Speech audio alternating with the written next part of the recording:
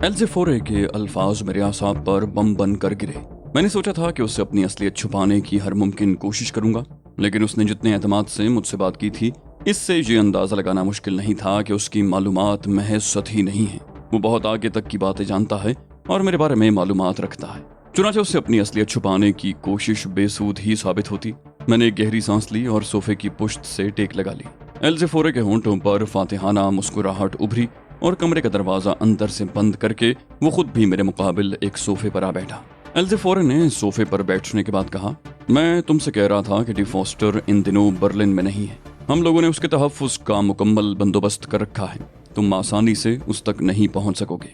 मैंने कहा, मुझे यूं महसूस हो रहा है जैसे मेरा पहला ख्याल ही दुरुस्त था। मैंने जब बॉन में तुम्हें देखा था तो पहला ख्याल मेरे जहन में यही आया था कि तुम नशे में बहुत ज्यादा धुत हो। वो बोला, तुम्हारा पहला ख्याल बिल्कुल गलत था, इस वजह से कि मैं नशे में नहीं था। अगर तुम अब भी खुद को छुपाने की कोशिश कर रहे हो तो ये महज तुम्हारी हिमाकत है। मैंने बड़ी मासूमियत से कहा, मुझे तो ये भी नहीं मालूम कि डी फॉस्टर मुज़क्कर है या मोनस। कहीं ये उस लड़की का नाम तो नहीं जो अपना नाम मारिया बता रही थी। एल्ज़ेफ़ोरे ने बड़ा जोरदार कहकहा लगाया। बोला, बेफिक्र रहूं, उसे मैंने बाहिफाजत वापस भिजवा दिया है। वो एक दूसरी लड़की के धोखे में अगवा कर ली गई थी। मेरे दिल में ख्याल पैदा हुआ कि मुमकिन है उसे तहजीब मैल्कम एक्स के धोखे में अगवा किया गया हो, मगर मैंने इसका इजहार नहीं किया। मैंने कहा, दरअसल तुम्हारी गुफ्तगू इस कदर मुबहम है कि मैं उससे कोई नतीजा अखज़ नहीं कर पा रहा हूँ। जब तक तुम खुलकर नहीं बताओगे मैं कैसे समझ सकूंगा कि तुम कौन हो और क्या चाहते हो। एल्ज़ेफ़ोरे बोला, मैं जानता हूँ कि तुम सयाह नहीं हो और डी फॉस्टर की तलाश में यहाँ आए हो। मुझे ये भी मालूम है कि डी फॉस्टर की तलाश का काम तुम्हारे सुपुर्द ओशील मिकाइल ने किया है, लेकिन उस बेवकूफ़ यहूदी की अक्ल पर पत्थर पड़ गए हैं। उसने ये हकीकत नज़रअंदाज कर दी कि डी फॉस्टर का ताल्लुक जर्मन कौम से है और जर्मन कौम से ताल्लुक रखने वाला हर फर्द, खा वो हिटलर का पैरोकार हो या ना हो, यहूदियों से नफरत जरूर करता है। और फिर डी फॉस्टर तो हिटलर के पैरोकारों में से है जिनकी यहूदियों से नफरत ज़रबुल मिसल है। ओशील मिकाइल ने तुम्हें शमरी ख़ानदान के बारे में भी मालूमात फराहम की होंगी, मगर उसने ये नहीं बताया होगा कि हमारा ख़ानदान बर्लिन में पसमानदा तरीन ख़ानदान है। इत्तेहादियों ने हमें खास तौर पर अपने वहशियाना मजालिम का निशाना बनाया। दूसरी जंग अज़ीम के बाद से किसी भी मरहले पर शमरी ख़ानदान फल फूल नहीं सका। हम मुस्तक़िलन कसम पुरसी की जिंदगी बसर कर रहे हैं। डी फॉस्टर के दिल में अपने ख़ानदान का दर्द है। वो शमरी ख़ानदान को इस अफलास से निकालने के लिए कुछ करना चाहता है। शमरी ख़ानदान की रोज़ बरोज़ ख़राब होती हुई माशी हालत को संभालने के लिए वो अब तक बहुत कुछ कर चुका है, और अब भी वो जो कुछ कर रहा है उसका मकसद यही है कि किसी तरह शमरी ख़ानदान इस कसरे मुज़ल्लत से निकल आए जिसमें वो तकरीबन चौथाई सदी से फंसा हुआ है। मैंने मुतासिफाना अंदाज में कहा, मुझे ये सारी बातें सुनकर बहुत अफसोस हुआ। मुझे बताओ कि मैं शमरी ख़ानदान के लिए क्या कर सकता हूँ। एल्ज़ेफ़ोरे मेरी बात पर तवज्जो दिए बगैर अपनी ही धुन में कहता रहा, जब डी फॉस्टर ने हमारे लिए इतना कुछ किया है तो क्या हम पर यह फ़र्ज़ आयद नहीं होता कि वो किसी मुश्किल में फंस गया है तो हम उसकी मदद करें। कैसे मुमकिन था कि हम इस मौके पर उसे तन्हा छोड़ देते। नहीं मेरे दोस्त, ये मुमकिन नहीं। बेहतर यही होगा कि ओशील मिकाइल भी नाकाम रहे और हारूत राबील भी। कामयाबी सिर्फ डी फॉस्टर के हिस्से में आनी चाहिए। यही वो वाहिद सूरत है जिससे शमरी ख़ानदान के सारे ऐसे मसाइल हल हो जाएंगे जो बहुत बड़ी दौलत के जरिए ही हो सकते हैं। यही वजह है कि हम सब मिलकर डी फॉस्टर के लिए काम कर रहे हैं, और अगर तुम अपने इरादे से बाज ना आए तो मुझे अफसोस के साथ कहना पड़ता है कि यहाँ से तुम्हारा जिंदा वापस जाना मुमकिन नहीं रहेगा। दफतन मुझे अपने अक़ब में किसी की मौजूदगी का एहसास हुआ। मैंने फुर्ती से पलट कर देखा। मेरे अक़ब में एक दराज कामत आदमी खड़ा था। गालिबन मेरे अक़ब में उसकी मौजूदगी का मकसद ये था कि मैं एल्ज़ेफ़ोरे पर हमला आवर न हो सकूं। मुझे अपनी जानिब मुड़ते देखकर उसने इज़्तिरारी तौर पर मेरी गर्दन की पुश्त पर घूंसा मारने की कोशिश की, लेकिन मैंने बेहद फुर्ती का मुजाहरा करते हुए उसकी कलाई पकड़ ली।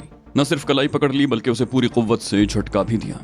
वो मेरे सर पर से होता हुआ मेरे सामने फर्श पर आ गिरा, लेकिन फर्श पर बिछे हुए दबीज कालीन की वजह से उसे ज्यादा चोट न आई। मैंने उसका हाथ नहीं छोड़ा और सोफे पर बैठे ही बैठे अपना पैर उसकी गर्दन और ठोड़ी के दरमियान रख दिया।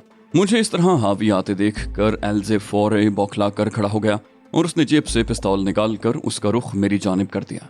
एल्ज़ेफ़ोरे ने तहक्कुमाना लहजे में मुझसे कहा, इसे छोड़ दो। इसकी यहाँ मौजूदगी का मकसद सिर्फ इतना था कि अगर तुम कोई हरकत करने की कोशिश करो तो तुम्हें संभाला जा सके। मैंने उस शख्स के हाथ पर अपनी गिरफ्त मजीद मजबूत करके पैर से उसकी ठोड़ी को झटका दिया और उसे छोड़ दिया। उसके मुंह से कराह निकली और वो अपनी गर्दन पर हाथ रख कर उठने की कोशिश करने लगा। चंद लम्हों की कोशिश के बाद जैसे ही वो जमीन से उठा, मैं बड़ी फुर्ती से उस पर झपटा और उसे दोनों हाथों से जकड़कर पूरी कुव्वत से एल्ज़ेफ़ोरे पर धकेल दिया। एल्ज़ेफ़ोरे मेरी इस अचानक हरकत के लिए तैयार नहीं था। उसके बावजूद अगर वो शख्स मेरे और एल्ज़ेफ़ोरे के दरमियान न होता तो एल्ज़ेफ़ोरे ने मुझ पर फायर कर दिया होता। वो शख्स बहुत जोर से एल्ज़ेफ़ोरे से टकराया। एल्ज़ेफ़ोरे ने खुद को इस तसादुम से बचाने की कोशिश की थी, मगर उसकी कोशिश बहुत बादस वक्त थी। वो दोनों एक दूसरे से उलझे हुए जमीन पर ढेर हो गए। एल्ज़ेफ़ोरे से मुलाकात मेरे लिए ज़रूरी थी, लेकिन जिस तरह से और जिन हालात में उससे मुलाकात हुई उसे खतरनाक ही करार दिया जा सकता था, और इस वक्त मेरे पास इसके सिवा कोई चारा नहीं था कि मैं उसकी गिरफ्त से निकल जाऊं। अभी तक ये भी वाज़ेह नहीं हो सका था कि एल्ज़ेफ़ोरे मुझसे क्या चाहता है। जैसे ही वो दोनों एक दूसरे से उलझ कर गिरे, मैंने बरक़ रफ्तारी से दरवाजे की तरफ छलांग लगाई। मेरे पीछे क्या हुआ मुझे इसका कोई अंदाज़ा नहीं था। मैं दौड़ता हुआ एल्ज़ेफ़ोरे के मकान से बाहर निकल आया। मकान में किसी और शख्स से मेरा टकराव नहीं हुआ, शायद वहाँ उन दोनों के अलावा कोई और मौजूद नहीं था।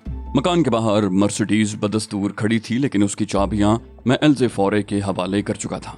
अगर ऐसा न होता तो इस वक्त मर्सिडीज मेरे बहुत काम आ सकती थी, ताहम मुझे वहाँ से फरार तो होना ही था। चुनाचे मैंने सड़क पर उसी समत में दौड़ लगा दी जिस समत से एल्ज़ेफ़ोरे मुझे कार में यहाँ तक लाया था। जल्दी में मैंने ये हकीकत नज़रअंदाज कर दी कि एल्ज़ेफ़ोरे और उसके साथी यहाँ के बाशिंदे होने की वजह से यकीनन ऐसे मुख्तसर रास्तों से वाकिफ़ होंगे जो उन्हें मुझसे पहले सड़क के नुक्कड़ तक पहुँचा सकें। यही वजह थी कि जब मैं दौड़ता हुआ ज़ेली सड़क से मरकज़ी सड़क पर मुड़ा तो उन दोनों को अपने सामने मौजूद पाकर मुझे हैरत का शदीद झटका लगा। उन्होंने रास्ता रोक रखा था और उनके तेवर बता रहे थे कि वो मुझसे दो हाथ करने का आखिरी फैसला कर चुके हैं। मैं रुक गया। वो दोनों ही सूरत से काफ़ी खूंखार नजर आ रहे थे। मैंने सिर्फ एक लम्हे के लिए सोचा और फौरन ही एक फैसले पर पहुंच गया। मुझे अंदाज़ा हो गया था कि उस वक्त वहाँ उन दोनों के अलावा कोई और नहीं है। मुझे मकान में किसी और की मौजूदगी का एहसास नहीं हुआ था, और अगर वहाँ कोई होता तो यकीनन उस वक्त एल्ज़ेफ़ोरे के साथ नजर आ रहा होता। दूसरा शख्स भी वहाँ मेरी आमद के बाद ही पहुंचा होगा, इसलिए कि मकान का दरवाज़ा तो एल्ज़ेफ़ोरे ने मुझसे ही खुलवाया था जो मुकफ़्फ़ल था। इस तब्दील शुदा सूरत हाल के तहत मैंने फरार होने का फैसला तब्दील कर दिया। एल्ज़ेफ़ोरे को इस तरह छोड़कर चले जाना मुनासिब नहीं था।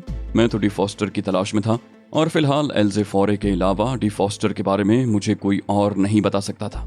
वो खुद अपने मुंह से डी फॉस्टर से अपनी शिनासाई का इजहार भी कर चुका था। ये बहुत अच्छा हुआ कि वो दोनों इस तरह मेरे सामने आ गए, वरना फरार होने की कोशिश करके मैं गलती तो कर ही चुका था। एल्ज़ेफ़ोरे और उसके साथी अब पूरी तरह होशियार थे और मुझ पर हमला करने के लिए पैंतरे बदल रहे थे।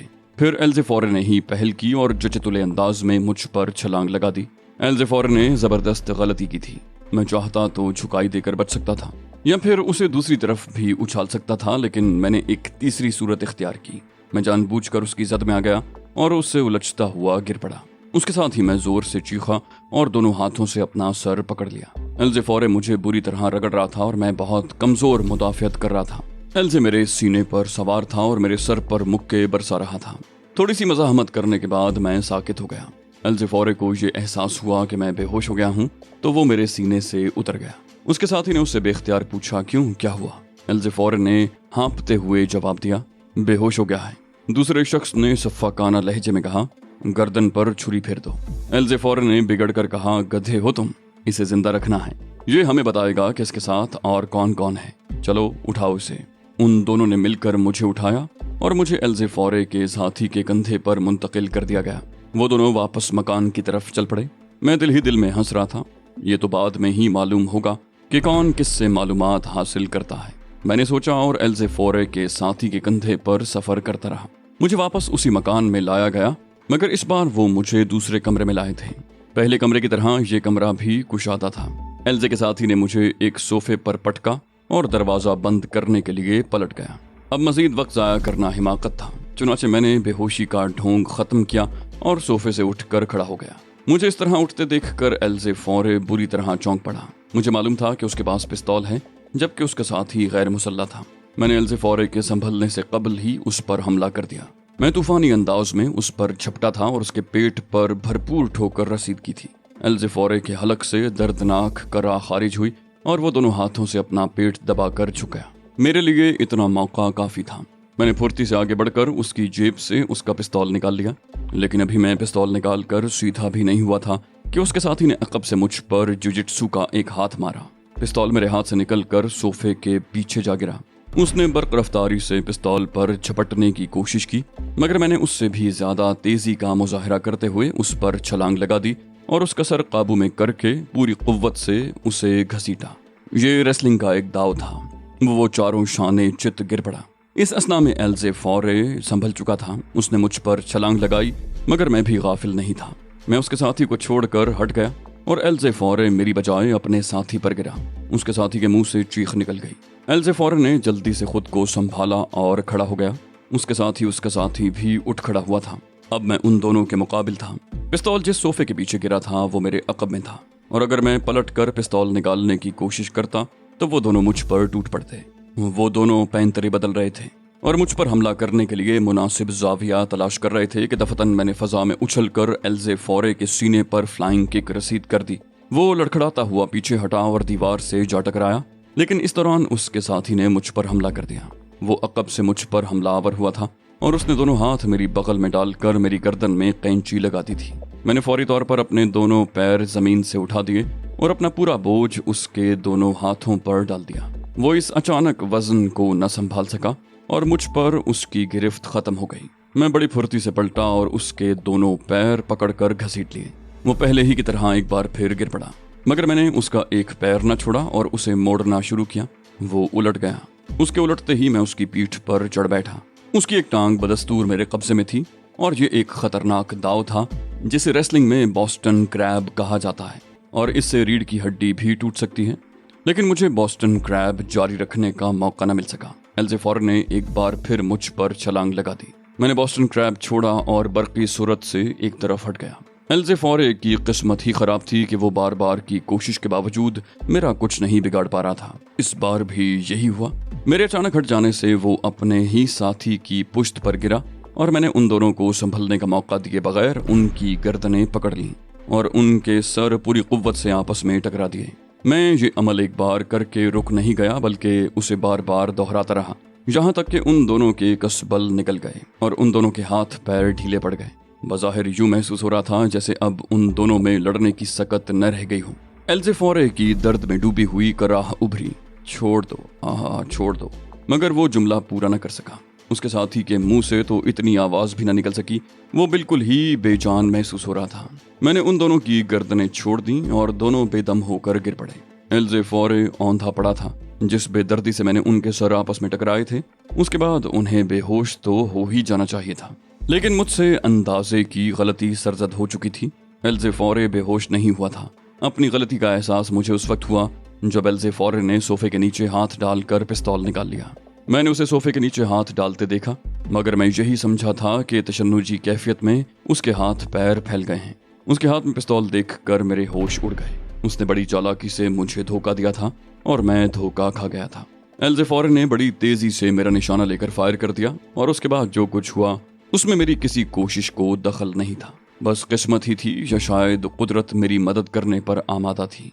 हुआ ये कि जिस दौरान एल्जे फौरे मेरा निशाना ले रहा था, उसी दौरान मैं उसके साथ ही उठने की कोशिश कर रहा था।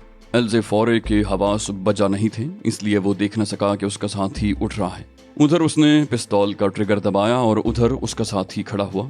नतीजा ये हुआ कि एल्जे के पिस्तौल से निकली हुई गोली ने खुद उसके साथी की खोपड़ी में सुराख कर दिया। उसकी करीह चीख ने एल्जे फौरे के आसाब कशीदा कर दिए और वो हवास बाख्ता से अंदाज में अपने साथी को देखने लगा जो फर्श पर पड़ा एड़ियां रगड़ रहा था।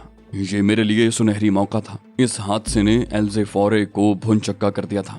मुझे मालूम था कि वो संभलते ही मेरा निशाना लेगा और उसके दूसरे फायर से बचने की कोई सूरत नहीं थी। मैंने तड़प कर छलांग लगाई और एल्जे के हाथ पर ठोकर मारता हुआ दूसरी तरफ निकल गया। ठोकर नपी तुली थी और चूंकि जान बचाने के लिए थी, इसलिए उस पर कुव्वत भी कुछ ज्यादा ही सर्फ हो गई। एल्जे के हाथ से न सिर्फ पिस्तौल निकला, बल्कि उसकी कलाई की हड्डी भी टूट गई। एल्जे चीखता हुआ अपनी कलाई पकड़कर लौटने लगा और मैंने इत्मीनान से पिस्तौल उठा लिया। फिर मैंने एल्जे के साथी को देखा। वो मर चुका था। उसका जायजा लेने के बाद मैंने सर्द लहजे में कहा, जो कुछ भी हुआ महज तुम्हारी वजह से हुआ एल्जे, वरना मेरे और तुम्हारे दरमियान मामलात दूसरी तरह भी तय हो सकते थे। एल्जे कर्बनाक आवाज में बोला, हाय मेरा हाथ, शायद मेरे हाथ की हड्डी टूट गई है। मैंने तंजिया लहजे में कहा, और शायद इस मौके पर मुझे तुम्हारी मदद करनी चाहिए। क्यों? वो कर्ब से चीखा, चुप हो जा खबीस, तूने मेरे हाथ की हड्डी तोड़ दी। मैंने सफ़ाकाना लहजे में कहा, अभी तो सिर्फ इब्तिदा हुई है एल्जे, कान खोल कर सुन लो कि मैं तुम्हारे साथ कोई रियायत नहीं करूंगा। एल्जे चीखा, चले जाओ यहाँ से, निकलो यहाँ से वरना अच्छा नहीं होगा। मैंने सर्द लहजे में कहा, अगर तुम्हें अपनी जान प्यारी है तो शराफत से मुझे बता दो कि डी फॉस्टर कहाँ है। एल्जे धाड़ा, डी फॉस्टर जहन्नम में है, तुम भी वहीं चले जाओ। मैंने पुरसकून लहजे में कहा, चला जाऊंगा एल्जे, लेकिन इसके लिए मुझे उस जहन्नुम का सही पता दरकार है जहां डी फॉस्टर पाया जाता है। मैंने आगे बढ़कर एल्जे फौरे की टूटी हुई कलाई पर एक और ठोकर रसीद कर दी। एल्जे के मुंह से दर्दनाक चीखें निकलीं और वो अपने दूसरे हाथ की मदद से पीछे खिसकने लगा। मैंने सफ़ाकी से कहा, डी फॉस्टर का पता एल्जे, और उसके एक और ठोकर रसीद कर दी। इस बार हदफ उसकी पसलियां थीं। एल्जे की चीखें आसमान से बातें करने लगी, मगर इस चीज का इंतजाम तो वो पहले ही कर चुके थे कि किसी भी किस्म की आवाज कमरे से बाहर न जाने पाए। एल्जे चिल्लाया, खुदा तुम्हें गारत करे, मैं मर रहा हूँ, मुझ पर रहम करो, मुझे छोड़ दो। मैंने कहा, मैं तुम्हें जिंदा दरगोर कर दूंगा एल्जे, वरना तुम मुझे डी फॉस्टर का पता बता दो। एल्जे कराहा, तुम यकीन नहीं करोगे, मुझे खुद भी उसका पता नहीं मालूम। मैं दांत पीस कर गुर्राया, तुम बकवास कर रहे हो एल्जे, तुम अच्छी तरह जानते हो कि वो कहाँ है। एल्जे बेबसी से बोला, मैंने पहले ही कहा था कि तुम मेरी बात पर यकीन नहीं करोगे। मैंने कहा, मैं तुम्हें आखिरी मौका दे रहा हूँ एल्जे, अगर तुमने शराफत से पता बता दिया तो मैं तुम्हें जान से नहीं मारूंगा, लेकिन अगर मैंने तशद्दुद के जरिए तुमसे पता उगलवाया तो तुम्हें जान से मार कर ही यहाँ से जाऊंगा। वो बोला, तुम चाहे मेरी बोटी बोटी क्यों ना अलग कर दो, लेकिन मैं तुम्हें डी फॉस्टर का पता नहीं बताऊंगा। मैं दांत भींच कर बोला, ओह, तो इसका मतलब ये हुआ कि तुम उसके पते से वाकफियत का एतराफ़ कर रहे हो। एल्जे फौरे ने सरकशी से कहा, हाँ, मैं उसके पते से वाकिफ हूँ, मगर नहीं बताऊंगा। मैंने कहा, तो फिर तैयार हो जाओ, और उसके मुंह पर भरपूर ठोकर मारी। एल्जे ने कर्बनाक चीख मारी और उसके मुंह से बेतहाशा खून बहने लगा।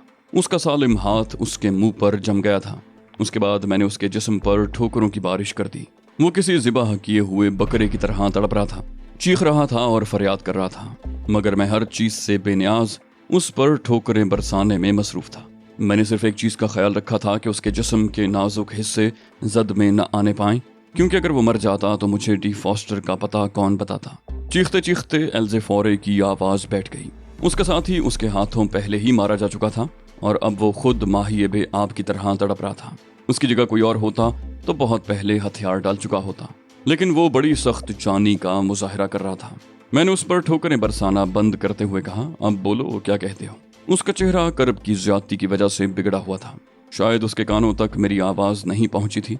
वो दर्द और कर्ब से बिलबिलाता रहा। मैंने इस बार बुलंद आवाज में कहा, तुमने सुना नहीं मैं क्या कह रहा हूँ एल्जे? डी फॉस्टर का पता बता रहे हो या नहीं? उसने चुंधियाई हुई आंखों से मेरी तरफ देखा और फिर अपना सर इधर उधर करने लगा। मैंने सफ़ाकाना लहजे में कहा, इसका मतलब है कि अभी तुम्हारा दिमाग ठिकाने पर नहीं आया। मेरे पास ज्यादा वक्त नहीं है, अब मैं यहाँ से जाने वाला हूँ, मगर मैं यूं ही नहीं जाऊंगा।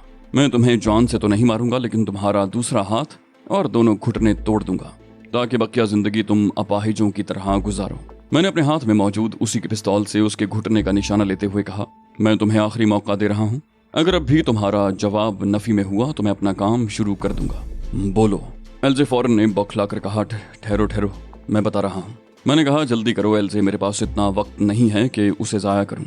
उसने बेख्तियार कहा, एवरग्रीन, हट नंबर 17, एवरग्रीन।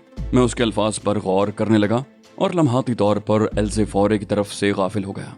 उसने मेरी गफलत से फायदा उठाकर अचानक मेरी पिंडली में दांत गाड़ दिए। उसने कचकचा कर दांत गाड़े थे।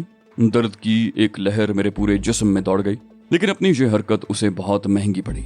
मेरी उंगली पिस्तौल के ट्रिगर पर थी। इस अचानक तकलीफ के बायस ट्रिगर पर मेरी उंगली का दबाव बेसाख्ता बढ़ गया और गोली चल गई। पिस्तौल का रुख चूंकि एल्जे फौरे की तरफ था, इसलिए वो गोली की जद में आ गया। गोली दिल के मकाम पर लगी थी। वो आखिरी बार उछला। मेरी पिंडली उसके दांतों की गिरफ्त से आज़ाद हो गई। मेरे मुंह से गुर्राहट निकली, लानत है, और अपना लिबास खून की फुहार से बचाने के लिए मैं उछल कर पीछे हट गया। एल्जे का जिस्म तशन्नुजी कैफियत से गुजर रहा था और फिर देखते ही देखते वो साकित हो गया। उसकी आंखें तकलीफ की शिद्दत से फटी हुई थीं। कमरे में 2 अदद लाशें मौजूद थीं, मगर अब उनसे मुझे कोई सरोकार नहीं था। मेरा मकसद पूरा हो चुका था। अगर एल्जे ने मेरे साथ फ्रॉड नहीं किया था तो मुझे डी फॉस्टर का पता मालूम हो गया था, और अगर उसने गलत बयानी की थी تو مجھے ابھی ڈی فاسٹر کا پتہ معلوم کرنے کے لیے مزید خاک چھاننا تھی۔